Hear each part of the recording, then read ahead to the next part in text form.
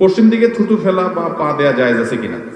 পশ্চিম দিকে থুতু ফেলার ব্যাপারে ইবনে হিব্বান, মুসাদরাকে হাকিম সব বিভিন্ন হাদিসের কিতাবে একটা হাদিস আছে, মান তাফালা তুজাহাল কিবলা জাআল ইয়াউমাল কিয়ামাতি ওয়া শাক্কুহু মাইল আও কামা ক্বালা আলাইহিস সালাম। যে ব্যক্তি কিবলার দিকে থুতু ফেলবে, পশ্চিম বলে কোনো কথা নাই, কিবলা যেদিকে থাকে, আমাদের জন্য কিবলা পশ্চিম, পশ্চিম দিকে বা কিবলার দিকে যে থুতু ফেলবে, কিয়ামতের দিন কোন কোন বর্ণনায় আসছে অতাফালাতুহু মা বাইনা আইনাই, যে তার থুতু কপালে নিয়ে এসে উঠবে, অর্থাৎ এটা গুনাহের কথা।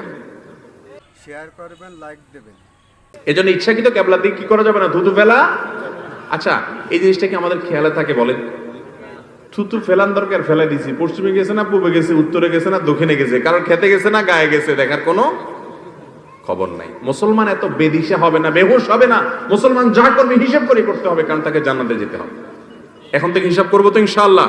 এটা গুনাহের কথা, এই গুনাহটা অনেকে জানে না। যে কোন দিকে থুতু ফেলে দেয়, আগে ফেলেছেন সেজন্য আল্লাহর কাছে মাপ চাইবেন, সামনে যেন আর এটা না হয়। পশ্চিম দিকে থুতু ফেললে কি হয়, খুব ভয়াবহ একটা বিষয়। আল্লাহ তাআলা আমাদেরকে বাঁচার তৌফিক দান করুন। তাহলে কোন দিকে ফেলবেন?